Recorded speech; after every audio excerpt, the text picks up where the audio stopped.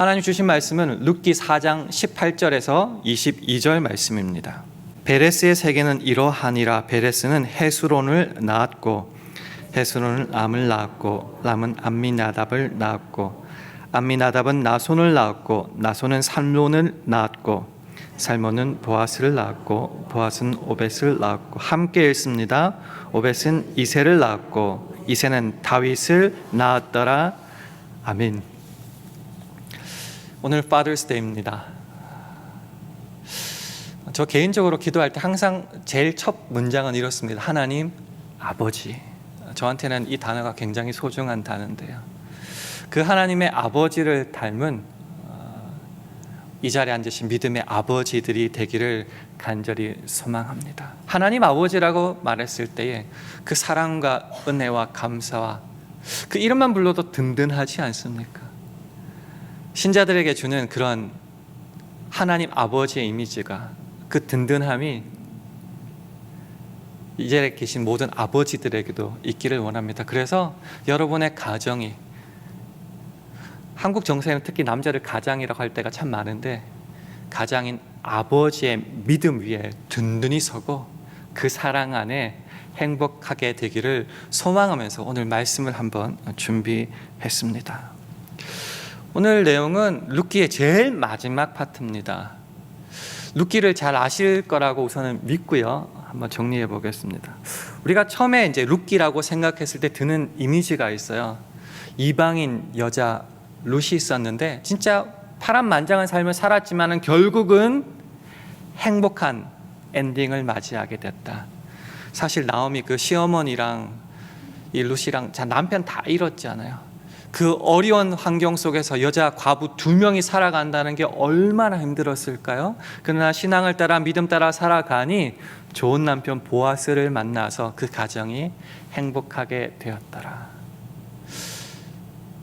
정리해보면 한 개인의 이야기 아니면 한 가정의 이야기라고 우리가 설명하고 그렇게 생각할 때가 많습니다.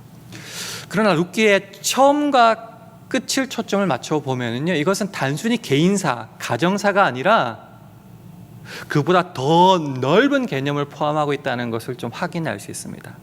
왜냐하면 룻기가 시작을 이렇게 합니다. 1절에 보면요, 사사들의 치리하던 때에, 사사들이 다스리던 때에 이렇게 시작을 해서 마지막은 이상하게 족보 얘기로 끝나게 됩니다. 베레스로 시작하여서 우리가 잘 아는 다윗 왕으로 끝나는 이 족보로 이 룻기는 마쳐지게 됩니다. 이것이 왜 한 개인사, 가정사를 뛰어넘는 이야기인가 이제 하나씩 한번 살펴봤으면 좋겠습니다. 먼저 시작을 사사들의 치리하던 다스리던 때에라고 이제 이 룻기는 배경을 설명하고 있습니다. 사사기, 사사시대 이렇게 생각하면 우리가 귀에 박히도록 들었던 한 문장이 있습니다. 그게 뭔가 사사기 제일 마지막 장 제일 마지막 절 21장 25절인데요. 그때 이스라엘에 왕이 없으므로 사람이 각각 그 소견에 옳은 대로 행하였더라. 사사시대라고 하는데 쉽게 이렇게 나눌 수 있습니다. 출애굽해서 광야 생활 끝나서 가나안 정복했던 그때부터 사울 왕이 들어서기까지의 약 한 350년 정도를 사사시대라고 말할 수 있습니다. 그때 특징이 뭔가? 이스라엘의 왕이 없었다. 하나님이 만주의 주였지만은 그가 왕이 아니었다. 그럼 무슨 말이죠? 왕은 누굽니까? 그냥 자기 자신이라는 거죠. 그래서 마지막 문장이 이렇게 끝납니다. 각각 자기의 소견에 옳은 대로. 킹 제임스 버전 이걸 이렇게 번역했어요. Right in his own eyes. 자기 눈에, 자기 생각에, 자기 판단에 옳은 대로, 맞다고 생각하는 대로 행했다. 이상하죠? 가나안 땅에 들어가고 정복하는 모든 과정 속에서 하나님이 함께 하셨는데 왜 이렇게 되었을까요? 처음에는 그 임재가, 그 하나님이 함께 하심이, 그 역사가 가슴 속에 남아 있었겠죠? 이야기도 맨날 듣고 봤던 사람들도 있으니까. 근데 300년이 넘는 시간이 흘러간다고 하면요, 그때 증인들, 윗니스들이 다 죽었다는 거죠. 옛날 이야기로 들릴 때가 많으니 하나님의 임재의 의식이 점점점 사라지고 하나님에 대한 믿음과 의존이 사라지면은 그 빈자리에 뭐가 들어와요? 세상이 들어오는 거죠. 세상의 풍조, 자기 생각, 판단들이 들어오게 된다는 겁니다. 그래서 자기 눈에 오른 대로 그냥 살아가게 된다. 그것이 룻기의 배경이라는 거죠. 그렇게 자기 눈에 오른 대로 살면은 사실은 행복합니다. 재미있습니다.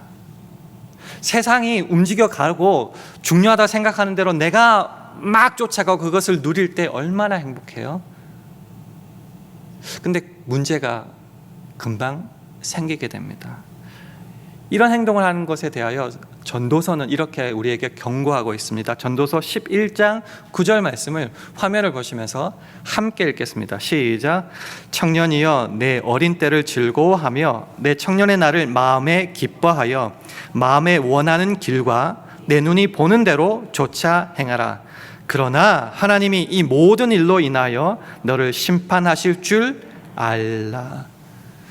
자기 눈에 오른 대로 소견대로 살아가는 게 행복합니다. 사실은 즐겁습니다. 그래서 막 쫓아가다 보면은 결과적으로 하나님께로부터 멀어질 수밖에 없죠. 근데 결국은 어떻게 된다고요? 그 심판이, 행한 대로 심판이 있을 수밖에 없다라는 겁니다. 여러분에게 질문 한번 드려보겠습니다.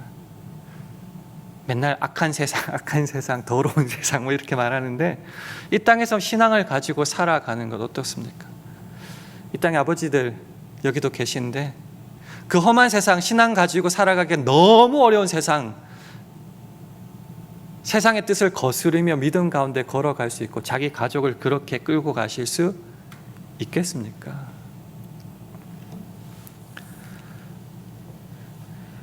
룻기의 주인공 룻과 나오미 같은 경우는 과부 두 사람, 세상은 엉망이고 신앙을 가지고 따라 살기는 너무 힘든 세상, 상식대로라면 이 세상에 매몰돼서 없어져야 돼요. 이 여자들은 망해야 됩니다.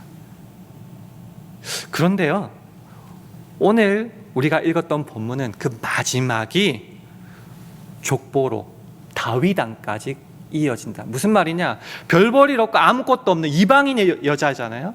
그 가정도 하나님의 도우심과 은혜와 헤세드, 그 자비가 있으니 그 어렵고 죄악 많은 세상 속에서도 근근히가 아니라 하나님의 은혜와 축복 속에 그 가정이 이어져서 이스라엘 국부로, 나라의 아버지로 여기는 그 다윗 왕까지 이어지게 되었다. 그러니 룻기는 한 여자의 성공 이야기, 해피엔딩, 결혼 잘한 그런 얘기가 아니라 하나님 아버지의 그 헤세드, 그 은혜와 그 자비가 어떻게 한 개인을, 한 가정을 살리셨고 돌보시고 구원하셨는지 뿐만 아니라 이 한 가정을 통해서 나라와 민족을 어떻게 살리고 이끌어 가시는지에 대한 이야기가 룻기다라는 겁니다. 그래서 오늘 제목대로 탄식할 수밖에 없는 어렵고 어려운 죄 많은 세상 속에서 하나님은 어떻게 역사의 주관자 되셔서 가정과, 여기 교회니까 교회와 시대와 역사를 이끌어 가시는지를 보여주는 증거다라는 거죠. 이것들을 하나씩 성경을 통해서 한번 풀어봤으면 좋겠습니다. 첫 번째, 우리가 초점을 두고 싶은 것이 족보 이야기입니다. 족보. 왜 쓸데없이 족보가 나오냐라고 생각할 수 있겠지만은 중요한 것 같아요. 족보의 시작이 베레스로 시작됩니다. 베레스. 우리가 선조 이야기, 몇 대손 이야기, 아버지 얘기할 때 좋은 점 이야기하잖아요. 한국 사람들은 우리 시조가 왕이었다 뭐 이런 거 얘기하는데 이 베레스가 누군지 혹시 기억하십니까? 베레스는 사실은 부끄러운 이름이에요. 요셉의 형제 유다 기억하시죠? 유다가 며느리 다말과의 관계에서 태어난 아이가 베레스입니다. 그러니까 지우고 싶은 역사 아닌가요?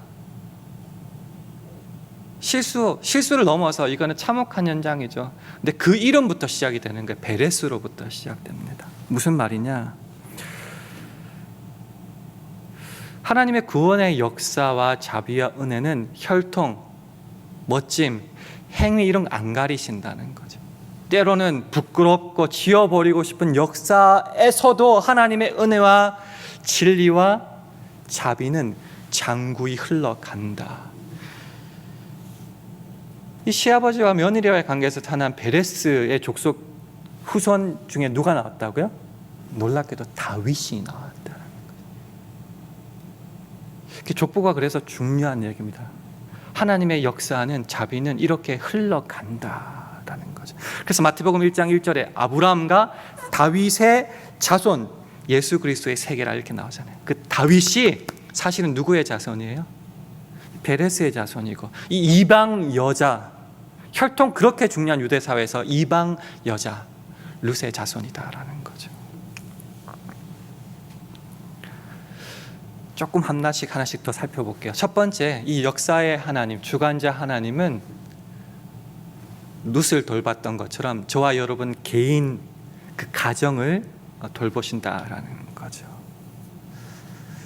사실 살아가기 힘들지 않습니까? 그리고 특히 신앙인으로서 얼마 전에 또 동성애 때문에 투표했는데 떨어졌다, 그거 무효됐다 그러더라고요.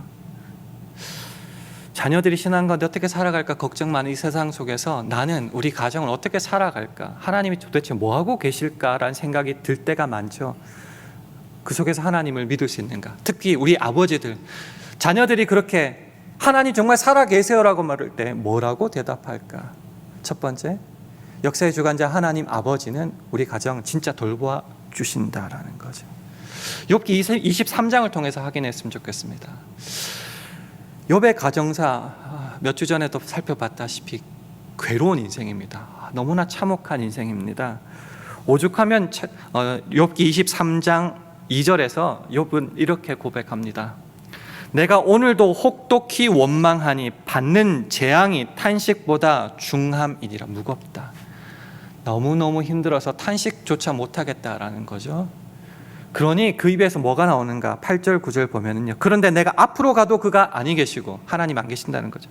뒤로 가도 보이지 아니하며 그가 왼편에서 일하시나 내가 만날 수 없고 그가 오른편으로 돌이키시나 배울 수 없구나. 그러니까 참혹한 인생이에요. 내 가정이, 내 인생이 힘들어요. 그런 생활 속에서, 그런 현실 속에서 신앙을 가지고 살아갈 수 있을까? 여러분 어떠십니까? 이 땅의 아버지들, 되는 사업 하나도 없고 직장도 어려워 죽겠고 가정도 너무 불편하고 관계도 안 좋고 신앙 안에서 살아갈 수 있을까? 근데 그 상황 속에서 그 다음에 10절에 욥은 이렇게 고백합니다. 욥기 23장 10절 말씀을 화면을 보시면서 함께 읽도록 하겠습니다. 시작. 나의 가는 길을 오직 그가 아시나니 그가 나를 단련하신 후에는 내가 정금같이 나오리라. 앞에서 고백한 말과 전혀 다른 말이 나오고 있어요. 어떻게 이렇게 고백할 수 있는가? 왜 현실은 그럼에도 불구하고 나는 하나님만 바라보고 의지한다고 이렇게 고백할 수 있는가? 이 혹독한 연단, 훈련, 시험 후에는, 이것을 통과한 후에는 내 인생이, 내 가정이 정금, 순금이죠. 그러니까 완성, 하나님의 목표에서 완성에 이룰 줄 내가 믿기에 이런 고백을 할 수 있다라는 말입니다. 하나님을 믿고 그분을 말씀을 통해서뿐만 아니라 지금까지 나의 삶 속에서 만났기에 상황이 어떠하든 나는 흔들리지 않고 믿고 나간다. 그래서 이 시련이 통과한 후에는 하나님이 준비하신 그 완성, 그 정금으로 나아갈 것을 믿기에 지금은 뭐 하죠? 이 삶을 살아간다. 의지하고 나아간다. 상황이 어떠하든지 상관없이 이렇게 되는 겁니다. 그래서 잠언 17장 3절은 이와 비슷한 말씀이 있어요.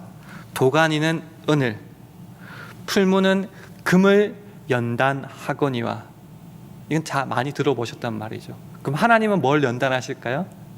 여호와는 마음을 연단하시느니라. 하나님께서 중요한 것은 저와 여러분의 마음이라는 거죠. 믿음이라는 거죠. 그것이 순수한 믿음이 되기를 무엇을 통해서? 이 환경을 통해서 단련하신다는 거. 그래서 야고보서 1장 2절에서 4절은 말합니다. 내 형제들아, 너희가 여러 가지 시험을 만나거든, 이게 현실이죠. 온전히 기쁘게 여기라. 무슨 생뚱맞는 소리냐. 3절, 이는 너희 믿음의 시련이 인내를 만들어내는 줄 알미라. 인내를 온전히 이루라. 왜 인내를 해야 돼요? 이 시련 가운데 이것 때문에 그래요.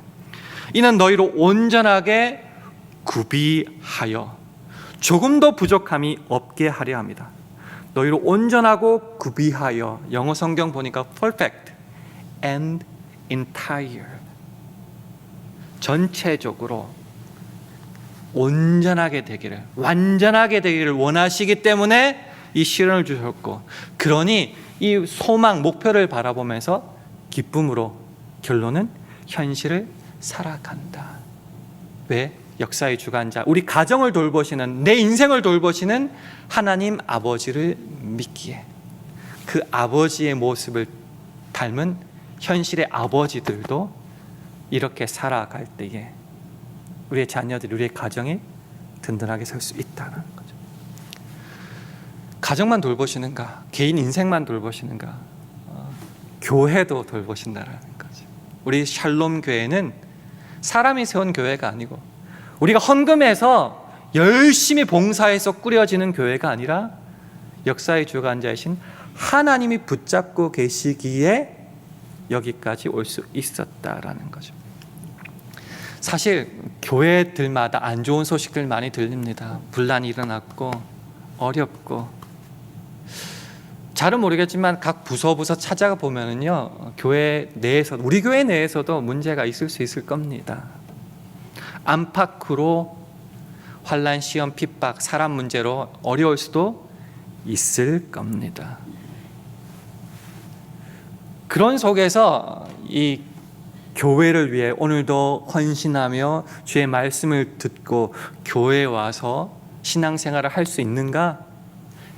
있다라는 거죠. 왜? 교회의 주인은 바로 주님이시고 그 주님께서 모든 교회를 붙잡고 있기 때문이다라는 겁니다. 요한계시록을 통해서 한번 살펴봤으면 좋겠는데요, 요한계시록의 배경부터 한번 설명해 봤으면 좋겠습니다. 사도 요한이 쓴 책이고요, 저작 시기는 대충 한 91년에서 주후 91년에서 96년 정도로 보고 있습니다.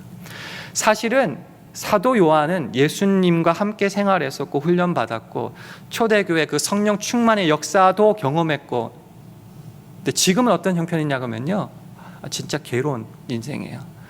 우리가 잘 아는 그 로마 황제 네로도 지나가고 얼마나 핍박 심했습니까? 지금은 도미티안 황제 시대인데요, 극심한 진짜 로마의 네로 황제와 버금가는 그런 학대자예요. 핍박자, 다 죽여버리고 오죽하면 여기 피해서 카타콤으로 들어갔던 그 시기입니다. 그러니까 지금 교회의 형편, 그가 듣는 교회의 소식은 다 순교당하고 잡혀가고 죽어가고 도망가고 뭐 그런 상황입니다. 그러니까 사람들이 다 궁금히 여기는 시대예요. 이런 때 교회가 유지되겠나? 신앙생활 할 수 있겠는가? 무엇을 붙잡고 나가야겠는가? 그런 때고, 이 사도 요한은 밤모습에 유배되어, 죽였는데 안 죽어가지고 유배된 상태예요. 유배되어간 상태입니다. 이럴 때 어떻게 살아야 되는가? 그때 주님께서, 예수님께서 나와셔서 환상 중에 말씀하셨는데 그 말씀 함께 나눴으면 좋겠습니다. 요한계시록 1장 19절에서 2장 1절까지입니다. 화면을 보시면서 한 절씩 교독하겠습니다. 그러므로 네 본 것과 이제 있는 일과 장차 될 일을 기록하라. 내 본 것은 내 오른손에 7별의 비밀과 7 금촛대라. 7별은 7 교회의 사자요 7 촛대는 7 교회니라. 함께 읽습니다. 에베소 교회의 사자에게 편지하기를 오른손에 7 별을 붙잡고 7 금촛대 사이에 다니시는 이가 가라사대. 그 예수님이 누군가? 예수님이 쉽게 말하면 교회의 주인이다, 주님이다라는 거죠. 오른손에 7별, 별, 천사, 사자들, 메신저를 말하는 이 교회를 돕는 하나님이 보내신 메신저 천사도 누가 붙잡고 있는가? 그 예수님께서 오른손으로 붙잡고 있다. 교회를 붙잡고 통치하고 다스리신다라는 거죠. 7 금초 때는 7 교회, 그러니까 우리 샬롬교도 포함해서 이 교회를 누가 두루두루 다니시면서 임재하시고 사랑으로 베풀어 주신가? 예수님이다라는 거죠. 지금 눈에 보이는 건 순교당하는 거고 죽어나가는 거고 도망가는 현실일 것 같지만 사실은 이 교회를 붙잡고 사랑하시고 임재하시고 통치하시는 분이 누군가? 바로 예수 그리스도다. 교회의 머리 되시는 그분이다. 그러니 눈에 보이는 현실을 바라보고 그것으로만 실족하고 넘어지면서 탄식하면서 나자빠져 있지 말라. 그 예수 그리스도를 바라보며 감사하라, 기뻐하라, 찬송하라, 다시 일어서라. 이 믿음의 아버지들에게 두 번째로 보여주시는 겁니다. 이 교회는 하나님의 것이고 하나님이 붙잡고 계신다. 그러니까 우리가 맡은 자리에서 그 주님을 바라보면서 믿음 가운데 봉사하고 섬기며 나아갈 수 있다가 되는 거죠. 마지막 세 번째는 좀 더 확장시켜서 이 시대와 역사도 우리 하나님 아버지께서 돌보신다라는 거죠. 하박국을 통해서 한번 좀 살펴봤으면 좋겠습니다.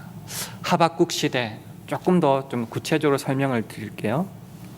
애굽을 의지했는데 애굽이 갈대아, 바벨로니아에게 멸망당합니다.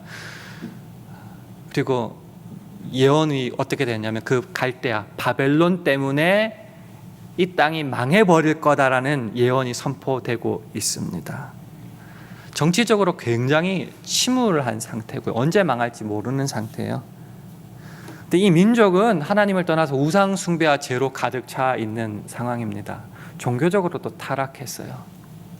그럼 사회 윤리적은 어떤가?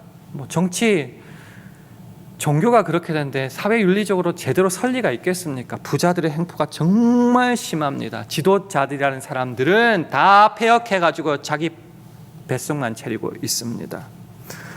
윤리적으로도 완전히 타락해 버렸습니다. 그게 무슨 말인가? 정치, 사회, 윤리, 도덕 바라볼 게 아무것도 없어요. 그 땅을 살아가야 되는 겁니다. 오죽하면 하박국이 이렇게 고백해요. 하박국 3장 16절에 보면 내가 들었으므로 그런 모든 소식들 또 갈대아가 쳐들어온다는 그런 소식을 들었으므로 내 창자가 흔들렸고 속이 막 신경 쓰면 속이 막 꼬이잖아요. 내 창자가 흔들렸고 그 목소리로 인하여 내 입술이 떨렸다. 막 입술 더더더 떨리는 거 있잖아요. 무리가 우리를 치러 올라오는 환난 날을 내가 기다림으로 내 뼈에 썩이는 것이 들어왔으며 그러니까 내 뼈가 속에서부터 썩어가고 있고 내 몸은 처소에서 떨리는도다. 내 두 다리는 흔들려서 주체할 수가 없구나. 이 표정입니다. 이 고백이 지금 하박국에서 터져 나오는 시대입니다. 그런 역사입니다. 소망이 있을까요? 그 다음 구절이 뭔 줄 아세요? 이 구절 다음에 고백하는 게 하박국 3장 17절 18절 화면을 보시면서 함께 읽겠습니다. 시작. 비록 무화과 나무가 무성치 못하며 포도나무에 열매가 없으며 감람나무에 소출이 없으며 밭에 식물이 없으며 우리의 양이 없으며 외양간에 소가 없을지라도 나는 여호와를 인하여 즐거워하며 나의 구원의 하나님을 인하여 기뻐하리로다. 그의 눈이 어디에 가 있는가? 세상을 향해 있지 않다는 거죠. 그 정치, 사회, 문화, 윤리를 바라보지 않는다는 거죠. 그 여호와 하나님, 구원의 하나님을 인하여 나는 즐거워하고 기뻐하겠다라고 완전 이상한 사람, 정신병자 같이 이렇게 확 바뀌었으니까 어떻게 이게 가능한가?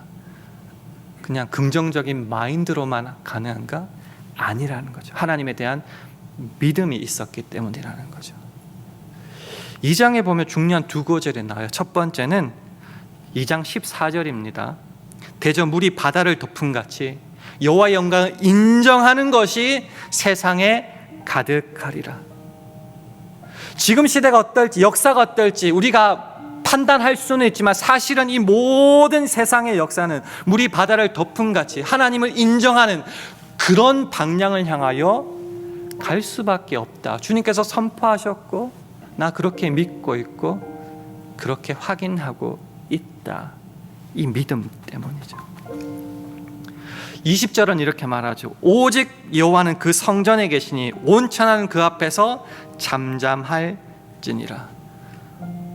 나 주 거룩한 자가 성전에 있다. 온 땅은 내 앞에서 잠잠할지어다. 이게 하나님의 말씀이에요. 그 하나님을 바라볼 때에 세상 때문에 요동하지 않다는 거죠. 무엇을 말씀드리고 싶은가? 이 시대와 역사도 하나님 손에 있다라는 거죠. 그 마지막으로 하나님의 그 음성을 들었으면 좋겠습니다. 이사야 46장 10절 말씀 화면을 통해서 함께 읽겠습니다. 시작. 내가 종말을 처음부터 구하며 아직 이루지 아니한 일을 옛적부터 보이고 이르기를 나의 모략이 설 것이니 내가 나의 모든 기뻐하는 일을 이루리라 하였노라. 하나님의 모략, 하나님의 판단, 하나님의 계획만이 이 땅에 서게 될 것이에요. 하나님 기뻐하시는 건 다 이루실 거예요. 무엇을 통해서요?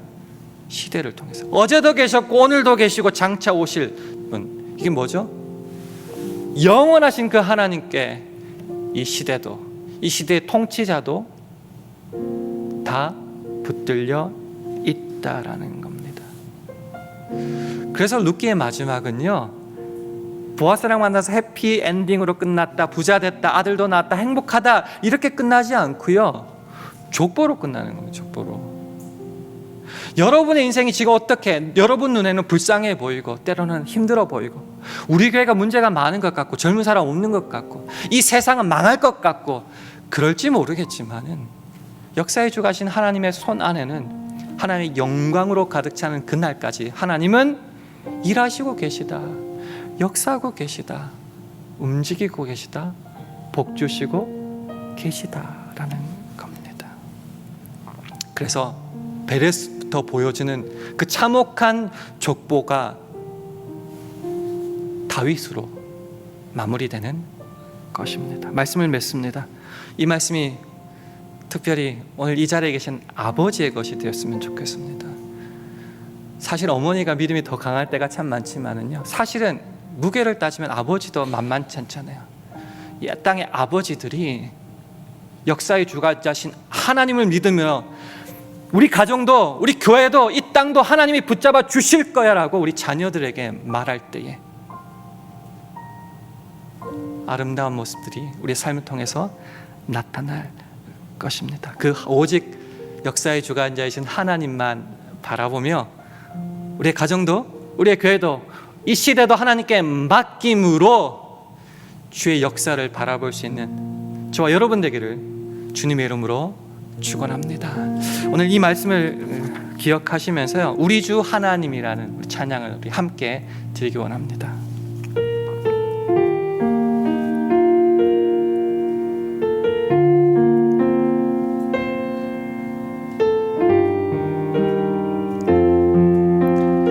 우리 주 하나님, 우리 주 하나님,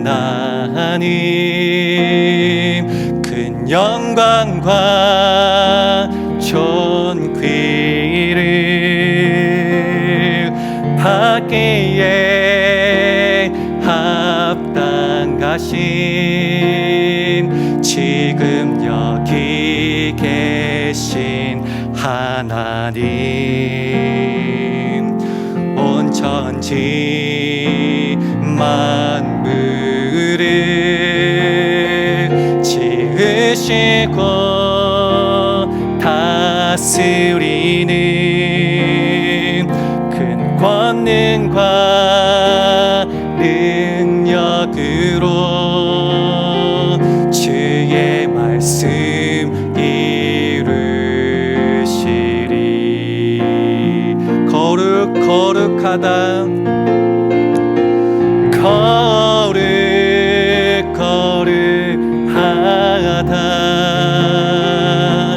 거룩하다 주 하나님 곧 전능하시기여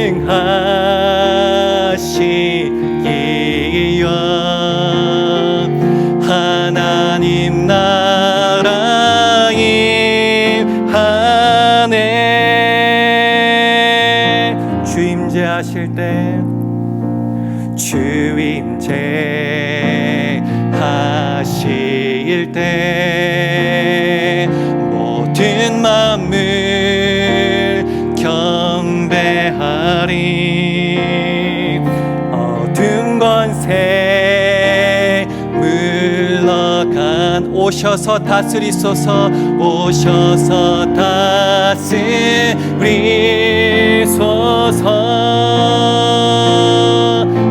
거룩하다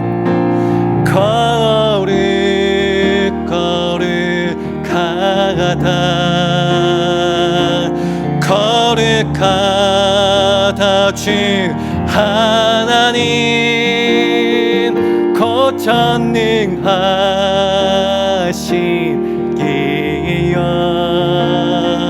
하나님 나라 임하네 어제도 계셨고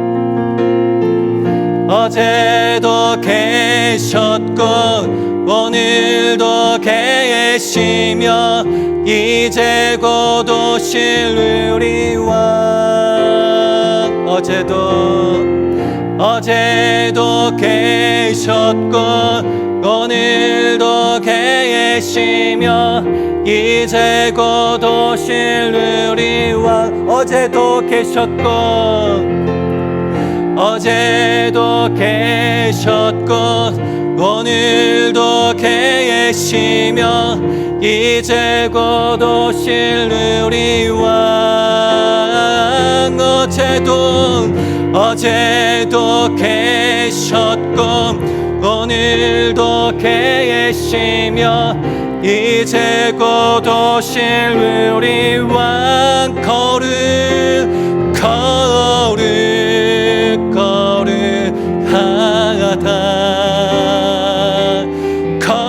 거룩하다 주 하나님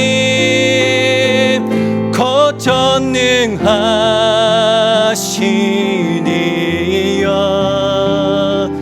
하나님 나라 하나님 나라 임하네 기도하겠습니다. 하나님 아버지 우리의 눈에 역사의 주관자이신 하나님만 오롯이 보일 때에 우리 믿음은 결코 흔들리지 않고 모든 상황 속에서 감사와 찬양을 주께 드릴 수 있음을 믿습니다. 그런 우리들, 그런 이 땅의 아버지들 되게 하여 주셔서 오늘 우리 말씀 속에 우리 남은 인생들이 온전히 담겨지게 하여 주옵소서. 예수님 이름으로 기도합니다. 아멘.